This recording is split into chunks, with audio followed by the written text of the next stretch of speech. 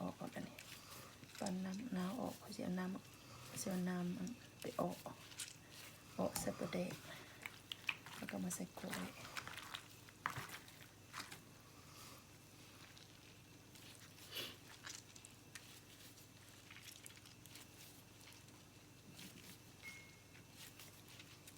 นึ่งข้าวเปล่าอยู่นั่นข้าวก็มันสิสุกแล้ววะนะนึ่งโดนเติบอะก้อยปลาไปสู้พี่น้องกินกินโบตอนสวยเดี๋ยวละมืออันน่ะแล้วนมัสการแล้วก็พากันกินข้าวสมัคคีร่วมกันอยู่โบอะ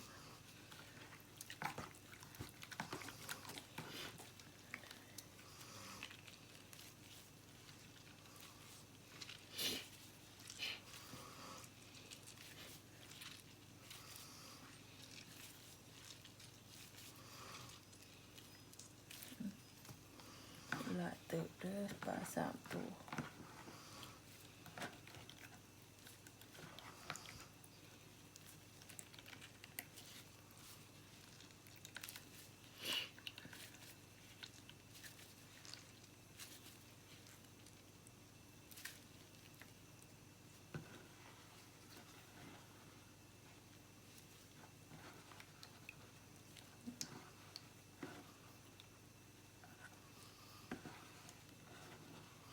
สุดก่อนเห็ดลาบแล้วสุดนี้เห็ดก้อยใช่ไหม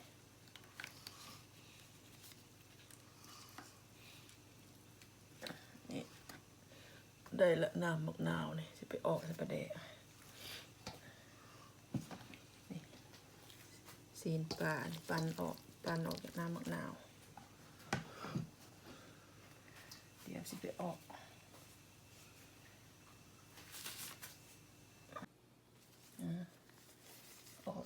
อันนั้นมันมาแล้วนี่ออกน้ำคันออกแกะปากน้ำมะนาวก้อยปลาเป็ด3 ตัวเด้อพี่น้องไปสู้พี่น้องกินโบด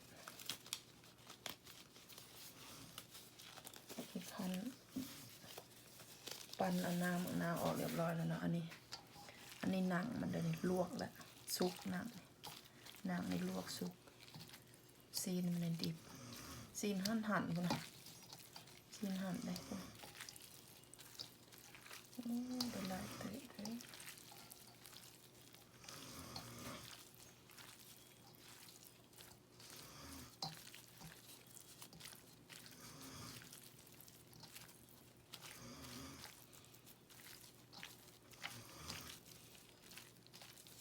ก็ไปป่าเด้อไปสู้พี่น้องกินโบด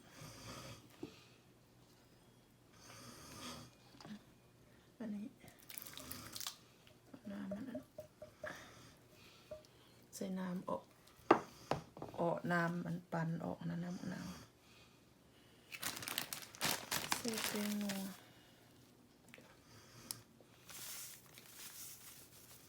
ใส่บวงนึงก็พอแล้วนะใส่ตามใจมักให้มักซ้ำได้ก็ใส่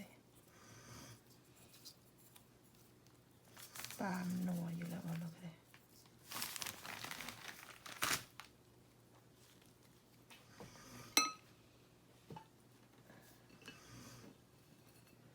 ใส่บักเผ็ดผงได้ใส่บักเผ็ดดิบซอยได้มันสีงามมาสั่นประเดะ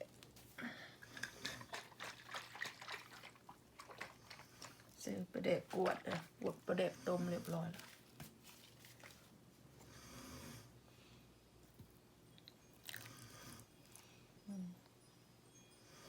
ค่อยมาปลุกประเดะแล้วก้อยปลาแซ่บ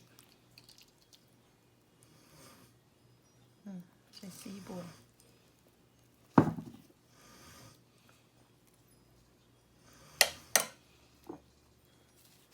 เผ็ดใส่เลยเผ็ดซอยใส่เลยไม่ซ้ำ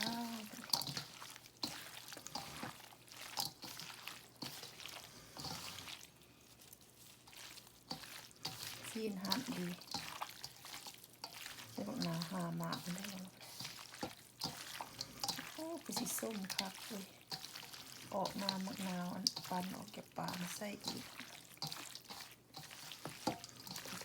จะเสพเลยหอมละยังไม่ได้ใส่ข้าวคั่วหอมละ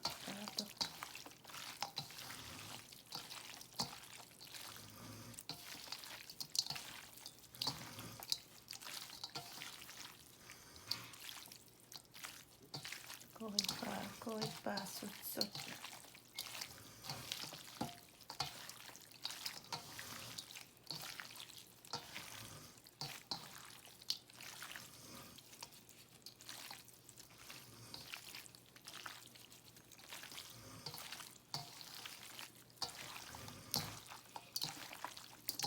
หอมกระเดกเลย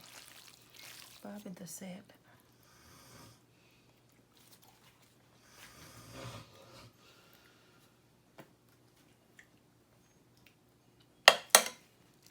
คั่วใส่ก่อน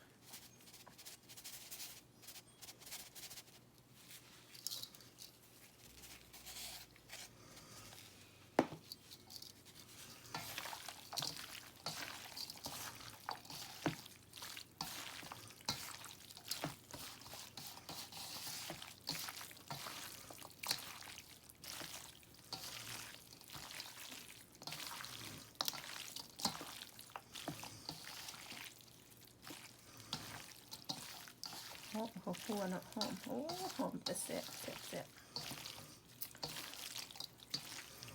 โกยปลาแบบบ้านนอกบางคนก็บ่มักเอาหนังใส่ก็มักเอาหนังมันใส่ลอกหนังแล้วลวกแล้วก็ซอยใส่บ่ได้ใส่ดิบเด้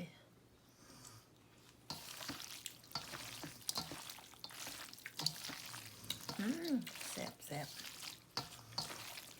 บเลยนะเนี่ยนัวกันนัวโอ้ตื่นกับขัวอีกหน่อยนึงก็ได้มักใส่กับขัวละลาย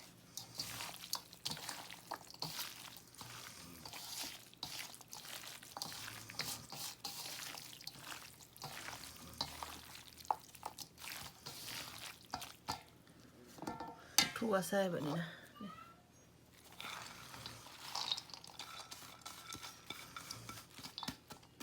ง่ายอีซี่ทั่วแล้วเจ้ามันเข้ากันแล้วก็เอาหอมมาใส่มันแซ่บ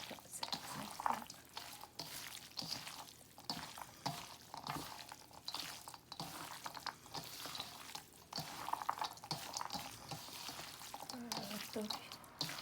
ได้ลายเติบนักปลา3 ตัวนะเกือบเต็ม3พี่น้อง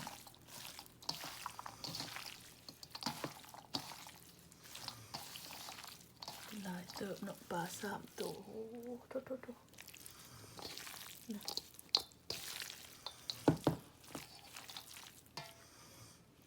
ซิมดู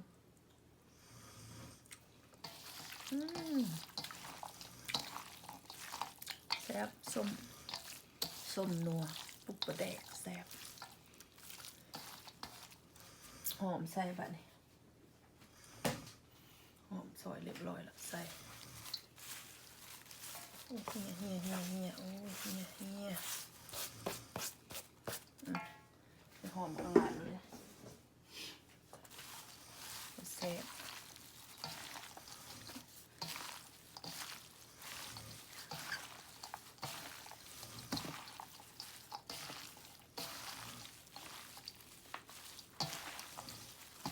บุเผ็ดปันใดเลยนี่กับเอากับบุเผ็ดเอา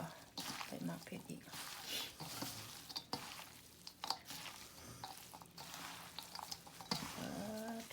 ก้อยปลาไข่แซ่บเลยพี่น้องแซ่บนัวหอมคั่วหอมประเดะหอมก้อยปลาใส่บะทั่วแซ่บ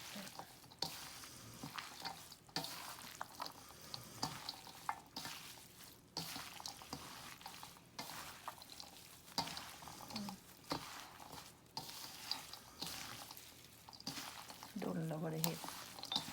หลายปีแล้วบริเห็ดก้อยปลาส่วนใหญ่มีตลาดซึ่งเห็ดก้อยแซ่บเสิร์ฟ